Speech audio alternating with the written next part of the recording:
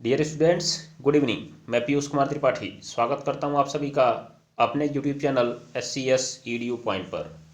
मैं आपके सामने पुनः बोर्ड एग्जाम कैप्सूल श्रृंखला का अगला पार्ट लेकर हाजिर हूं, जिसमें हम लोग हल कर रहे हैं 2019 में आए प्रश्न पत्रों को।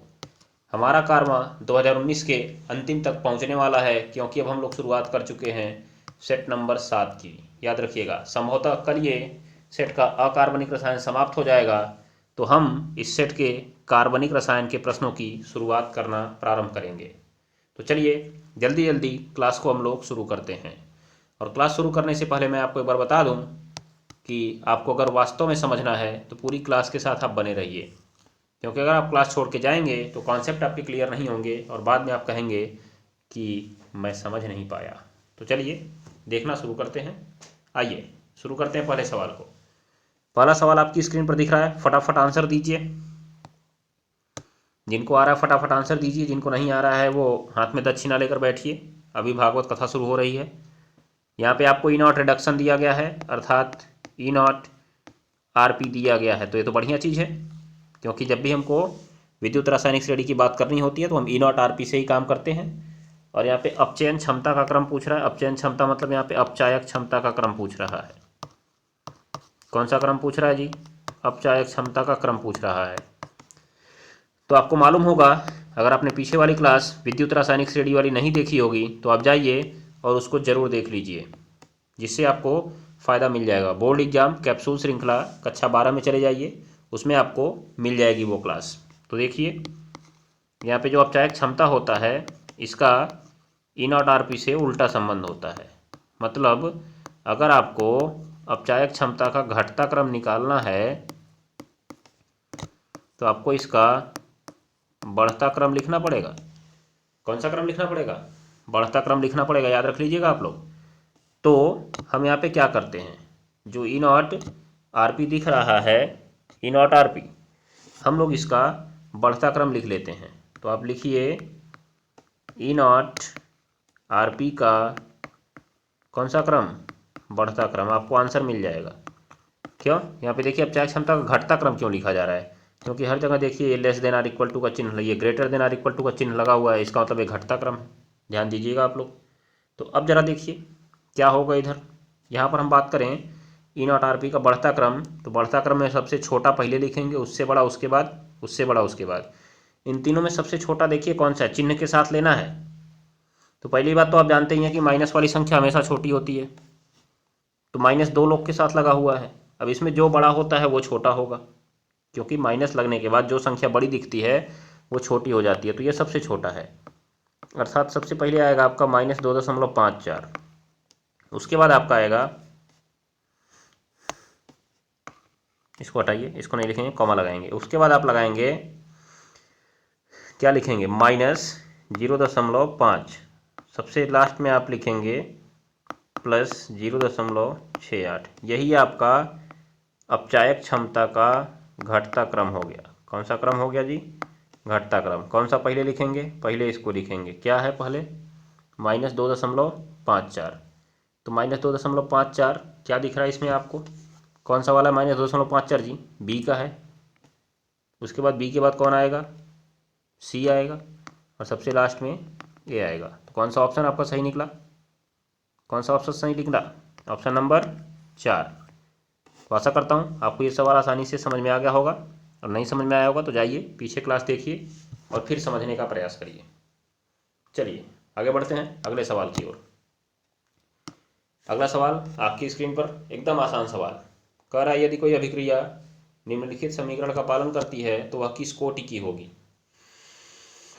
तो आप सीधे सीधे बता सकते हैं कि ये जो समीकरण दिख रहा है किस कोटि का है। जो समीकरण आपको दिख रहा है वो किस कोटि का है? ये समीकरण जो आपको दिख रहा है, बताइए किस कोटि का है ये समीकरण आपका है प्रथम कोटि के लिए। तो इसका मतलब ये अभिक्रिया किस कोटि की है? प्रथम कोटि की है। इसके बारे में और कुछ लगाने लायक नहीं है, ये बात को ध्यान में रख सकते हैं आप, ठीक है? क्योंकि इससे ज़्यादा कुछ है ही नहीं इस सवाल में, इससे ज़्यादा कुछ है ही नहीं इस सवाल में। ध्यान दीजिएगा आप लोग, इसीलिए आपको इस सवाल में कुछ करने की ज़रूरत नहीं होगी। ध्यान दीजिएगा, आप केवल इसमें क्वेश्चन देखिए, इसका समीकरण याद कीजिए और ये समीकरण मैं आपको बता चुका हूँ कि ये बहुत बहुत इंपॉर्टेंट समीकरण है आपके लिए। क्यों, कैसे इंपॉर्टेंट समीकरण है जी?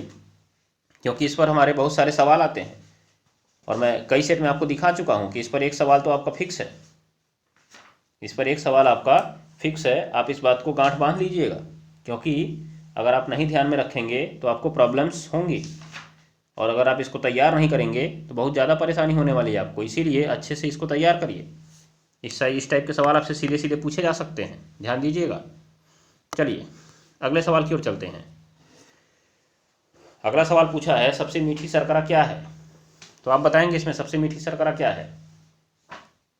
बताइएगा, जल्दी बोलिए। सबसे मीठी शर्करा आपकी है इसमें फ्रक्टोज। सबसे मीठी शर्करा है इसमें आपकी फ्रक्टोज। ध्यान दीजिएगा, ग्लूकोज जो है, ग्लूकोज वो बहुत कम मीठा होता है। आप अगर कभी ग्लूकोज खाइएगा तो आपको पता चलेगा कि ग्लूकोज जो है बहुत कम मीठा होता है। ध्यान दीजिएगा आप लोग। उसके बाद जो फ्रक्टोज है, फ्रक्टोज फ्रक्टोज ही सबसे ज़्यादा मीठा होता है, और बाकी जो आपका सुक्रोज है वो तो चीनी है। तो कहेंगे चीनी तो मीठी होती है, तो मैं कहूँगा कि जो चीनी है वो ग्लूकोज और फ्रक्टोज से मिलकर बनी है। फ्रक्टोज, ग्लूकोज तो मीठा है नहीं ज़्यादा, फ्रक्टोज मीठा है, और फ्रक्टोज जब ग्लूकोज से मिलता है तो उसका मीठापन थोड़ा सा कम लगता है, इसलिए चीनी मीठी लगती है आपको। तो इसका मतलब फ्रक्टोज चीनी से भी ज़्यादा मीठा रहा होगा। फ्रक्टोज जो है चीनी से भी ज़्यादा मीठा रहा होगा, ध्यान में रख लीजिएगा आप लोग इस बात को। तो मैं आपकी जानकारी के लिए बता दूं, फ्रक्टोज चीनी से 1.75 गुना मीठा होता है। फ्रक्टोज जो है चीनी से 1.75 गुना मीठा होता है। सबसे मीठी शर्करा है ये, याद रखिएगा, सबसे मीठी शर्करा है। चलिए अगले सवाल पे चलते हैं। अगला सवाल आपकी स्क्रीन पर दिख रहा होगा, क्या दिख रहा है जरा बताइए तो। कह रहा है किसी विद्युत अपघटनी विलयन की विशिष्ट चालकता और उसकी मोलर चालकता को परिभाषित कीजिए। तो सीधा सीधा आपको परिभाषा लिखनी है, तो कुछ मत करिए। देखिए मैं आपसे पहले भी कह रहा था कि अगर आपसे केवल पेपर में चालकता पूछता है, चालकता, तो भी आप लोग विशिष्ट चालकता ही लिखेंगे। तो कुछ लोग के दिमाग में उस समय आ रहा था कि अगर हम इसको विशिष्ट चालकत्व ही लिखें तब, मतलब विशिष्ट चालकत्व। देखिए ध्यान से, विशिष्ट चालकत्व को भी चालकता कहा जाता है, विशिष्ट चालकत्व को भी चालकता कहा जाता है। ध्यान दीजिएगा आप लोग। मतलब अगर आपसे चालकता की परिभाषा पूछता है तो आप यहाँ पे विशिष्ट चालकत्व की परिभाषा लिखेंगे, लेकिन यहाँ पे देखिए विशिष्ट चालकता शब्द का उसने प्रयोग किया है। इसका मतलब चालकत्व की जगह मैंने आपसे कहा था चालकता लिखा जा सकता है, और आपके पेपर में प्रमाण मैंने आपको दे दिया। तो ध्यान दीजिएगा, मैंने जो बताया आपको गलत नहीं बताया है, वो चीज़ें सही हैं। आपसे पूछा जा सकता है, लेकिन अगर आपसे विशिष्ट चालकत्व पेपर में पूछा गया तो आप चालकता ही लिख के आएंगे। अर्थात चालकता, चालकता का मतलब वो जी वाला नहीं, विशिष्ट चालकता लिख के आइएगा। विशिष्ट चालकता अर्थात जिसे आप लोग कप्पा से प्रदर्शित करते हैं। तो चलिए परिभाषा फटाक से लिख लेते हैं इसकी, फिर आगे चलते हैं। टाइम बर्बाद करने का कोई मतलब नहीं है। ध्यान दीजिएगा आप लोग, लिखा है विशिष्ट चालकता को परिभाषित कीजिए। विशिष्ट चालकता, तो मैं आपकी जानकारी के लिए बता दूं कि जो आप विशिष्ट चालकता है, विशिष्ट चालकता ये सांद्रता बढ़ाने पर घटती है, याद रख लीजिएगा। विशिष्ट चालकता ही एक ऐसी चालकता है जो कि सांद्रता बढ़ाने पर घटती है। ध्यान दे लीजिएगा, सांद्रता बढ़ाने पर घटती है। इसको कहीं किनारे पर नोट लिख लीजिए, यहाँ भले नहीं पूछा है लेकिन मैं आपको बता देता हूँ। सांद्रता बढ़ाने पर घटती है, ध्यान दीजिएगा आप लोग। सांद्रता बढ़ाने पर क्या होती है? घटती है, ठीक है ना, ध्यान दीजिएगा। चलिए तो आइए शुरू करते हैं। विशिष्ट चालकता, विशिष्ट चालकता का मतलब है किसी विलयन के, किसी विद्युत अपघटनी विलयन के, किसी विद्युत अपघटनी विलयन के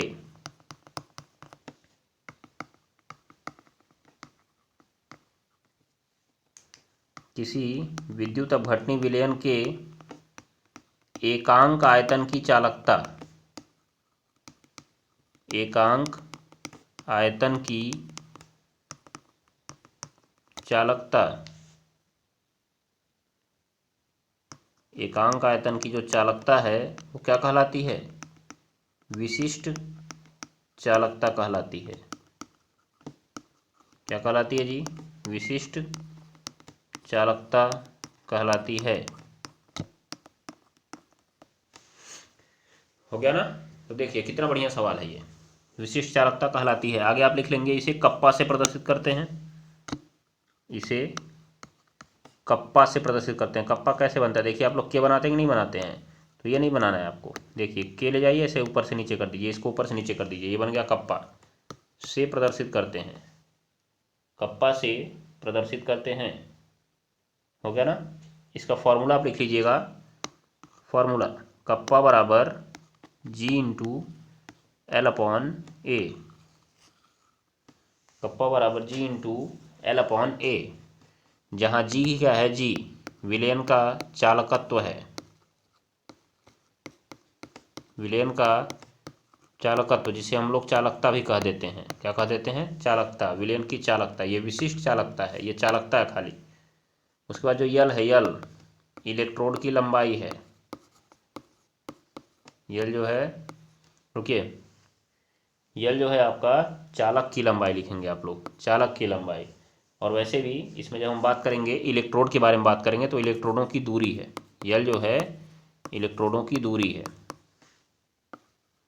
और जो ए है, ए वो उसकी मोटाई है, अर्थात अनुप्रस्थ परिच्छेद क्षेत्रफल, अनुप्रस्थ परिच्छेद क्षेत्रफल, ध्यान दे लीजिएगा, अनुप्रस्थ परिच्छेद क्षेत्रफल है। ठीक है, तो ये आपका हो गया कप्पा बराबर जी इंटू यल बाई ए। ठीक है, ये बात को ध्यान में रखिए। तो ये आपका होगा विशिष्ट चालकता के बारे में। अब आ जाइए आप मोलर चालकता के बारे में। किसके बारे में आ जाइए? मोलर चालकता के बारे में आप आ जाइए। मोलर चालकता क्या है, जरा इस बात पे हम लोग बात कर लेते हैं। इसको प्रदर्शित करते हैं कैपिटल लैम्डा यम, ऐसे, मतलब लैम्डा आप लोग ऐसे बनाते हैं ना, तो इस लैम्डा की पूंछ को एकदम ऊपर से लाइए, वो कैपिटल लैम्डा हो जाता है, ध्यान दीजिएगा।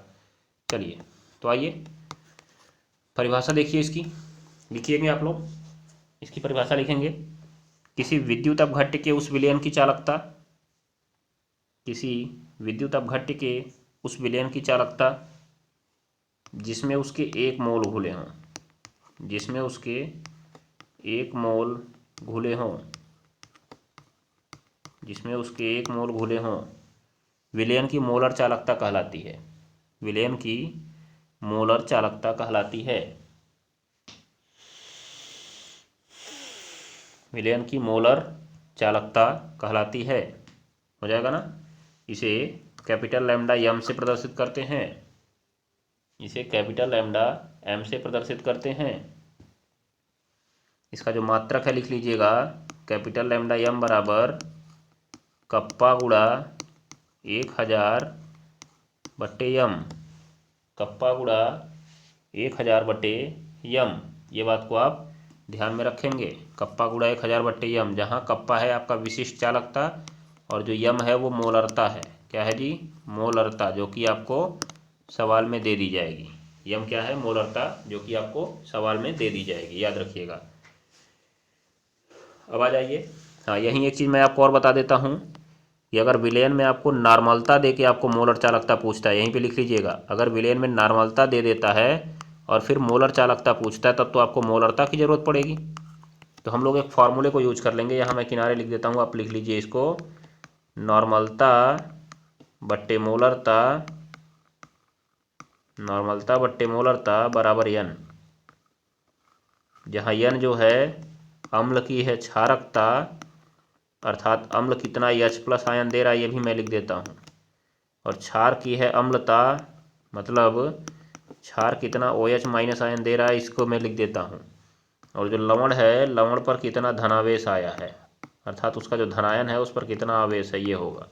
ये ध्यान में रख लीजिएगा, इसी पे आप मान रखिएगा और यहाँ से आप मोलरता निकाल लीजिएगा। क्या निकाल लीजिएगा? मोलरता निकाल लीजिएगा, आपका सवाल आसानी से लग जाएगा, हो जाएगा। उसके बाद इनका मात्रक भी लिख लीजिए, तो ज़रा मात्रक लिख लीजिए फटाक से। किसका मात्रक? एक बार आप लिख लीजिए कप्पा का मात्रक, कप्पा का मात्रक,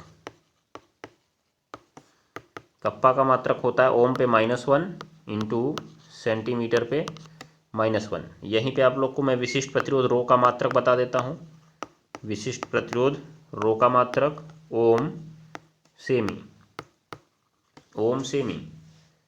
उसके बाद आप देखिए कैपिटल लैम्डा एम अर्थात मोलर चालकता का मात्रक,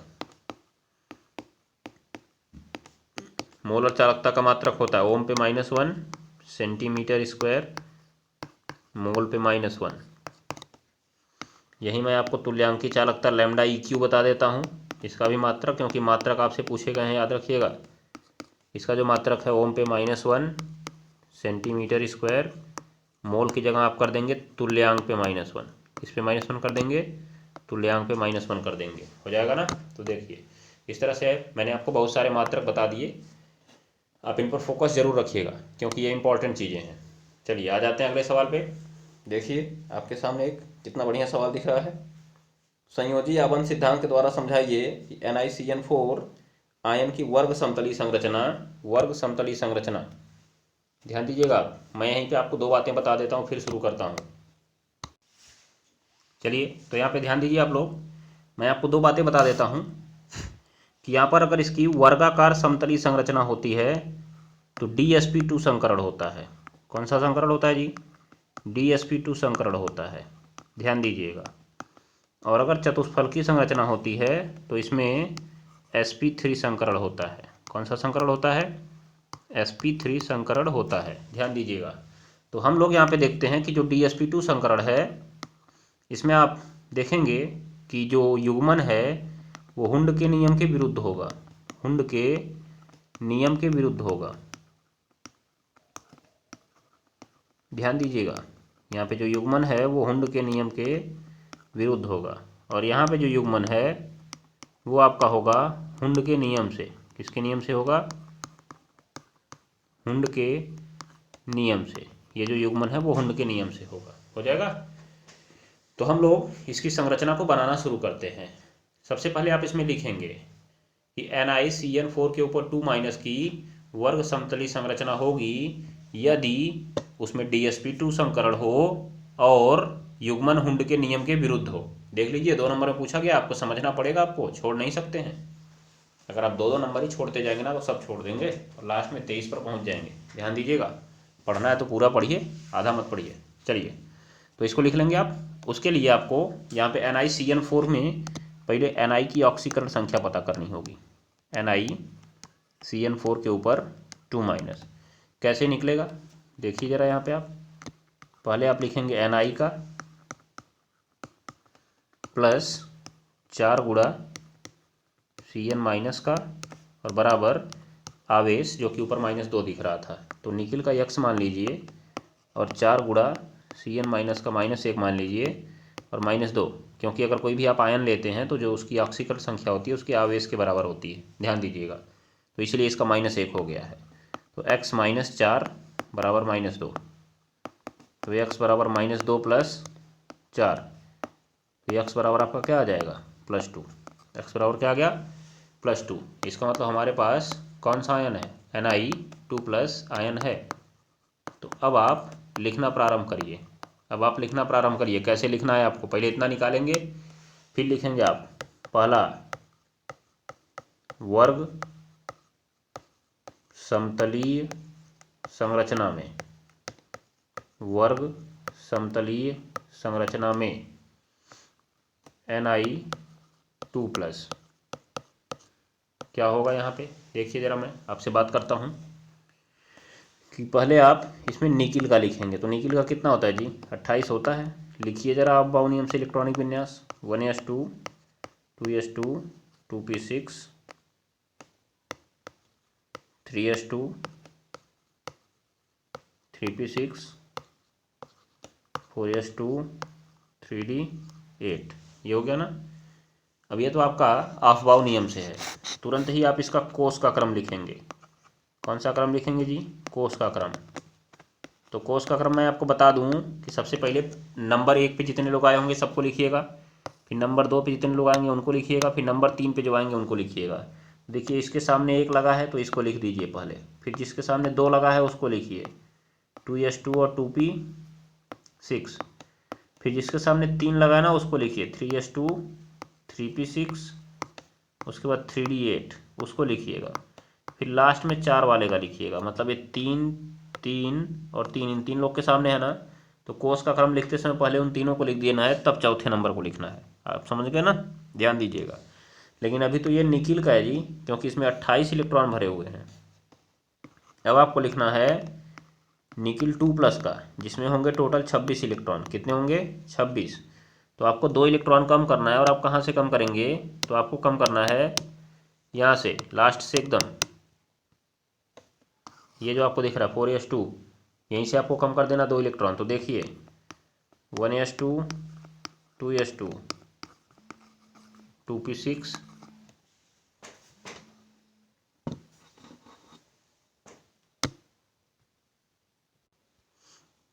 तो देखिए यहाँ पे 1s2, 2s2, 2p6, 3s2, 3p6, 3d8, और ये हो गया आपका 4s0। और अगर आगे 4p आता तो वो भी आप लिख दीजिए, वो भी होगा 0, क्योंकि अब इसकी आपको ज़रूरत पड़ने वाली है। कैसे? देखिए ज़रा, पहले आप इस d ऑर्बिटल को बनाइए। d ऑर्बिटल को मैं थोड़ा बड़ा बनाता हूँ, नहीं तो आपको क्लियर नहीं होगा। इसको हटाएंगे हम लोग। मैं अगले पेज पे इसको लेता हूँ। किसको किसको लेना पड़ेगा मुझे? क्योंकि मैंने आपको पहले ही बता दिया कि यहाँ पर जो संकरण होने वाला है, आपने वर्ग समतली संरचना ली है, इसीलिए इसमें संकरण DsP2 होने वाला है। तो भीतर का D और बाहर वाले का S और P, जो आप पिछली क्लास में जाएंगे देखेंगे, तो आपको संयोजकता आबंध सिद्धांत में देखने को मिल जाएगा। ठीक है ना, ये बात को आप ध्यान में रखिएगा। तो संयोजकता आबंध सिद्धांत में आपको देखने को मिल जाएगा कि जब भीतरी कोश के D ऑर्बिटल का उपयोग करता है तो अंत ऑर्बिटल बनता है। तो यहाँ पे भीतरी कोश के D का वो प्रयोग करेगा। कैसे करेगा देखिए आप, पीछे में मैं आपको बताता हूँ। यहाँ पे मैं पकड़ता हूँ 3d8 को, उसके बाद आपका 4s0 और आपका 4p0। तो मैं आपको यहाँ पे बना के दिखाता हूँ। D उपकोश का और S उपकोश का केवल एक ही डिब्बा होता है, और P उपकोश के जो होते हैं 3 टाइप होते हैं। जो D उपकोश है वो 5 प्रकार का आपका होता है। अब हर डिब्बे में 2 इलेक्ट्रॉन भर सकते हैं, लेकिन हर डिब्बे का दूसरा इलेक्ट्रॉन तब तक नहीं भरेगा जब तक कि सभी में एक एक इलेक्ट्रॉन ना हो जाए। ये कहता है हुंड का नियम। मतलब अगर हुंड के नियम से आपको 8 इलेक्ट्रॉन भरने, तो आप कैसे भरेंगे देखिए। पहले इसमें 1, 2, 3, 4, ये 5, फिर यहाँ से छठवां आएगा, फिर 7, ये 8 इस तरह से भरा। तो क्या यहाँ पे आपको कोई भी डिब्बा खाली मिला? नहीं मिला। इसका मतलब ये अभी संकरण में भाग नहीं ले सकता है। संकरण में भाग लेने के लिए इस टाइप से खाली डिब्बा होना चाहिए। तो इसका मतलब ये भीतर के D का प्रयोग कहाँ कर पाएगा? लेकिन मैंने आपको पीछे बताया है, जरा देखिए तो यहाँ पे क्या लिखा हुआ है पीछे, कि अगर आप DsP2 संकरण कराते हैं तो युग्मन हुंड के नियम के विरुद्ध होता है। मतलब कैसे भरेगा इलेक्ट्रॉन देखिएगा उधर आप, ये सब आपको लिखना पड़ेगा पेपर में, छोड़ नहीं सकते आप इसको। ध्यान दीजिए आप लोग। देखिए कैसे भरेगा ये, जैसे आपको भरा हुआ था 8 इलेक्ट्रॉन, वैसे नहीं भरेगा अब इसमें ऐसे भरेगा। देखिए 1, यहाँ पे देखिए 1 भरेगा, 1 के बाद दूसरा यहीं भर जाएगा, 3, 4, 5, 6, 7, 8। नियम के विरुद्ध यहाँ पे लिख दीजिए आप लोग, नियम के विरुद्ध। अब देखिए जब आपने नियम के विरुद्ध कर दिया तो अब आपको D ऑर्बिटल एक खाली मिल गया ना। और चूंकि आपको लिगेंड कितने हैं आपके पास लिगेंड कितने हैं देखिए, जाइए पीछे। तो लिगेंड आपके पास 4 हैं। कितने हैं? 4, क्योंकि यहाँ पे देखिए CN4 लिखा है, इसलिए आपको 4 डिब्बे चाहिए खाली। क्योंकि संयोजकता आबंध सिद्धांत में जाइएगा पढ़िएगा तो सीधे सीधे आपको मिल रहा था वहाँ पे कि जितने लिगेंड हैं, अर्थात जितनी उसकी समन्वय संख्या है, उतना खाली डिब्बा उपलब्ध कराएगा। ठीक है, यहाँ देखिए कैसे उसने खाली डिब्बा उपलब्ध कराया है। एक उसको यहाँ से मिला, यहाँ से, बाकी एक यस का लेगा और 2 ठो ले लेगा P का, ये इस तरह से। तो संकरण देखिए क्या हो गया, DsP2 संकरण, ये हो गया आपका DsP2 संकरण हो जाएगा। अब यहाँ पे आपको चारों डिब्बों को एक साथ कर लेना है, चारों डिब्बों को एक साथ कर लेना है। ये कौन से ऑर्बिटल होंगे? ये होंगे DsP2 संकरित ऑर्बिटल। जिनको नहीं समझ में आ रहा वो रट लेंगे, याद रखिएगा, क्योंकि आप पहली बार पढ़ेंगे तो आपको समझने में परेशानी होगी, लेकिन आप अच्छे से देखेंगे तो समझ में आ जाएगा। उसके बाद देखिए ये 4 के चारों जाएंगे उस लिगेंड से जुड़ने के लिए। किससे जुड़ने के लिए जी? इस लिगेंड Cn- से जुड़ने के लिए। और ये Cn- एक एक तीर वाला बंध बनाएगा, जिसमें आपको वो 2-2 इलेक्ट्रॉन देगा। कितना देगा? 2-2 इलेक्ट्रॉन। तो चलिए फिर वहाँ पे आप चलिए आ जाइए, फिर से आपको 2 इलेक्ट्रॉन देगा ना, तो आप क्या करेंगे, 1 2, ये आपको पहले Cn ने दे दिया, फिर आपको दूसरा Cn आएगा, वो भी आपको 2 इलेक्ट्रॉन देगा, तीसरा Cn आएगा, वो भी 2 इलेक्ट्रॉन देगा, चौथा Cn आएगा, साइनाइड है, वो भी आपको 2 इलेक्ट्रॉन दे देगा। ठीक है, तो इस प्रकार से आप ज़रा देखिए इस चित्र में और बताइए कि कहीं पर आपको किसी भी डिब्बे में अकेला इलेक्ट्रॉन दिखा है, कहीं पर आपको किसी भी डिब्बे में अकेला इलेक्ट्रॉन दिखा है, नहीं दिखा ना, तो चूंकि सभी इलेक्ट्रॉन युग्मित हैं, क्या है जी, युग्मित हैं, इसलिए यह क्या होगा, यह होगा प्रतिचुंबकीय। क्या होगा जी, प्रतिचुंबकीय होगा, हो जाएगा ना, ये बात को आप ध्यान में रख लीजिएगा। तो इस तरह से आप आसानी से बता सकते हैं कि कौन सा अनुचुंबकीय होगा और कौन सा प्रतिचुंबकीय होगा। अगर सारे इलेक्ट्रॉन युग्मित मिले तो प्रतिचुंबकीय। तो अभी आपके ये किस संकरण की कहानी थी, ये आपके DsP2 संकरण की कहानी थी। किस संकरण की कहानी थी, DsP2 संकरण की कहानी थी। आप एक बार वीडियो पॉज करके इसको नोट कर लीजिए, तब मैं आपको दूसरे संकरण पे ले चलता हूँ। इसको नोट करिए, ये वाला पॉइंट पूरा पेज और ये वाला पॉइंट पूरा पेज, इसको नोट कर लेंगे आप लोग। वीडियो पॉज करिएगा, नोट करिएगा। अब मैं चलता हूँ अगले वाले पे, दूसरे हिस्से पे। तो दूसरा हिस्सा जो हमारा है वो चतुष्फल की संरचना का है। दूसरा जो हिस्सा है वो हमारी चतुष्फल की संरचना का है। तो मैं यहीं पे आपको हटा के इसको बताने वाला हूँ। क्यों, देखिए, क्योंकि शुरुआत तो ऐसी ही होगी ना, शुरुआत ऐसी ही होगी, बदलाव केवल बाद में होगा। कहाँ पे, जो पीछे आपने देखा था, जहाँ पे मैंने लिखा था नियम के विरुद्ध। तो अब देखिए, यहाँ पे चतुष्फल की संरचना लिखी जाएगी। क्या लिखी जाएगी जी, चतुष्फल की संरचना। चतुष्फलकीय संरचना। तो चतुष्फल की संरचना क्या हो जाएगी, इसमें होगा आपका sp3 संकरण, और Ni2+ का आप देखिए कैसे बनाएंगे आप। तो यहाँ पे आपने देखा Ni28, बाकी सारी कहानी वैसी ही चलेगी। मैं यहाँ पे आपको येलो कलर की पेन लेता हूँ, जिससे आपको इसमें नीचे नहीं दिखेगा। पहले आप ऐसे ही लिखेंगे, फिर इसको कोस के क्रम में बदलेंगे, फिर यहाँ पे आप इसको ऐसे करेंगे, फिर यहाँ से आप निकिल 2+ का निकालेंगे और लास्ट के 3 डिब्बों को पकड़ेंगे। लास्ट के 3 डिब्बों को ध्यान दीजिएगा आप लोग। तो लास्ट के 3 डिब्बों को यहाँ पीछे की तरफ पकड़ लीजिए। यहाँ पे आप देखिए, जैसे यहाँ पे आपने पकड़ा है वैसे ही आप पकड़ेंगे, परंतु थोड़ी सी चेंजिंग होगी। क्या चेंजिंग होगी, मैं आपको दिखाता हूँ। यहाँ पे चेंजिंग क्या होगी, ये जो आपने यहाँ पे देखा ये डिब्बा, देखिए यहाँ पे परिवर्तन होगा। यहाँ पर क्या परिवर्तन होगा, आप इसको देख लीजिए। यहाँ पे आप जो युग्मन कराएंगे, अब इस बार नियम से कराएंगे। कैसे कराएंगे जी, नियम से कराएंगे, नियम से। तो जब आप नियम से युग्मन कराने जाएंगे तो आप देखिए क्या करेंगे। आप नियम से जब युग्मन होगा तो पहले आपको d ऑर्बिटल के 5 डिब्बे बना लेने हैं। 1 2 3 4 हो गया ना। फिर s ऑर्बिटल का 1 डिब्बा और p ऑर्बिटल का आपको 3 डिब्बा बना लेना है, वो दोनों खाली हैं। इसमें 8 अब कैसे भरेंगे, आप हुंड के नियम से भरेंगे। कैसे, देखिएगा, इसमें भरेंगे 1 1, फिर यहाँ भरेंगे 2, यहाँ भरेंगे 3, यहाँ भरेंगे 4, यहाँ भरेंगे 5, फिर यहाँ भरेंगे 6, यहाँ भरेंगे 7 और यहाँ भरेंगे 8। अब बताइए डी ऑर्बिटल में कोई आपको खाली मिला, नहीं मिला। तो अब आगे वाले से लेगा। क्यों, क्योंकि अब आपको पीछे से नहीं मिला है, तो 1 ये ले लिया, 3 ये ले लिया, क्योंकि टोटल अब भी 4 ही लेने हैं आपको। 4 Cn तो आएगा ना, यहाँ पर भी 4 Cn अब भी आएगा, तो 4 लेने हैं। लेकिन इस बार आपने एक यस लिया और एक क्या लिया, P3 लिया। तो यहाँ पे कौन से संकरित ऑर्बिटल बने जी, इसको लिखिएगा sp3 संकरित ऑर्बिटल। अब जब आपने लिख दिया sp3 संकरित ऑर्बिटल, तो क्या होगा, देखिए sp3 संकरित ऑर्बिटल आपने लिख दिया। तो अब आप बात करिए यहाँ पे कि sp3 संकरित ऑर्बिटल में 4 Cn आया, चारों ने इसको भर दिया। लेकिन आप बताइए यहाँ से लेकर यहाँ तक अयुग्मित इलेक्ट्रॉन दिख रहे हैं, तो आपका जवाब होगा हाँ दिख रहे हैं। कहाँ, 1 इलेक्ट्रॉन यहाँ पे, 1 इलेक्ट्रॉन यहाँ पे, 2 अयुग्मित इलेक्ट्रॉन दिख रहे हैं। तो यहाँ पे लिखेंगे, देखिए यहाँ पे आप आंसर में क्या लिखेंगे, चूंकि 2 इलेक्ट्रॉन अयुग्मित हैं, इसीलिए प्रतिचुंबकीय न होकर ये क्या होगा आपका, अनुचुंबकीय होगा। क्या होगा, अनुचुंबकीय होगा।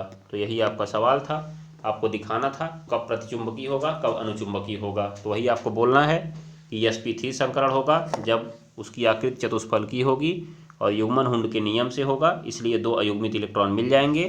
परंतु जब भीतरी कोश के डी ऑर्बिटल का प्रयोग करेगा तो dsp2 संकरण होगा और युग्मन हुंड के नियम के विरुद्ध होगा, इसलिए अयुग्मित इलेक्ट्रॉन नहीं मिलेंगे, अतः वह प्रतिचुंबकीय होगा। ठीक है, ये बात को ध्यान में रखिएगा और पूरा स्ट्रक्चर आपको ऐसे बना के समझाना पड़ेगा। या तो मैं आपको एक बात बता दूं कि केवल आप इतना ही लिख सकते हैं। क्या लिख सकते हैं? देखिए, लिखेंगे आप लोग कि चूंकि जब वर्ग समतली संरचना होगी, वर्ग समतली संरचना, तो उसमें dsp2 संकरण होगा और युग्मन हुंड के नियम के विरुद्ध होगा, जिससे सभी इलेक्ट्रॉन युग्मित हो जाएंगे, जिससे सभी इलेक्ट्रॉन युग्मित हो जाएंगे। अतः यह प्रतिचुंबकीय होगा, अतः यह प्रतिचुंबकीय होगा। परंतु जब संकरण sp3 होगा तो युग्मन हुंड के नियम से होगा, हुंड के नियम से होगा और अयुग्मित इलेक्ट्रॉन मिलेंगे, अयुग्मित इलेक्ट्रॉन मिलेंगे, इसलिए यह अनुचुंबकीय होगा। बस आप इतना भी लिख सकते हैं, हो जाएगा ना। चलिए, तो आज के लिए बस इतना ही। अब मिलेंगे हम लोग कल की क्लास में, तब तक आज का अपना होमवर्क लेते जाइए। देखिए, सबसे पहला आपका होमवर्क आपकी स्क्रीन पर पोटेशियम डाइक्रोमेट बनाने की एक विधि का रासायनिक समीकरण लिखिए। तो केवल कोई भी विधि पूछा है तो आप इसका प्रयोगशाला विधि लिख दीजिएगा। कौन सा लिख दीजिएगा? प्रयोगशाला विधि। इसका SO2 से क्रिया कराना है और HCl से क्रिया कराना है, दोनों आपको लिखना है। लिखिएगा और फिर बताइएगा मुझे कि आपने होमवर्क कर लिया है कि नहीं कर लिया है। अगला सवाल देखिए, ये आपको दिख रहा है, ये सब मैंने आपको पीछे बता रखा है, आपको इसको लगा लेना चाहिए। अगर नहीं लगा पाएंगे तो कमेंट करिएगा, तो मैं आपको कल की क्लास में बता दूंगा इस सवाल को। लेकिन आप कमेंट करेंगे तभी मैं बताऊंगा, अन्यथा मेरे हिसाब से मैंने इस सवाल को बता दिया है, क्योंकि आसान सवाल है। अगला सवाल, ये आपके लिए इंपॉर्टेंट क्वेश्चन है, कल की क्लास में मैं इसे कराऊंगा, लेकिन आपका काम है कि आप पहले इसे देखिए और बताइए कि आप इसे क्या समझते हैं। आपके पास दम है, ताकत है इसको हल करने की? ये आपको देखिए, विद्युत रासायनिक श्रेणी से ही संबंधित है, ECS। अगर आपने ECS अच्छे से पढ़ा तो आप इसको कर सकते हैं, ध्यान दीजिएगा। चलिए, उसके बाद देख लीजिए, यहाँ पर वही सवाल है, एक बार फिर से आ गया, रिपीट हो गया है। तो मिलते हैं अब हम लोग कल की क्लास में, तब तक के लिए नमस्कार, टाटा, गुड बाय।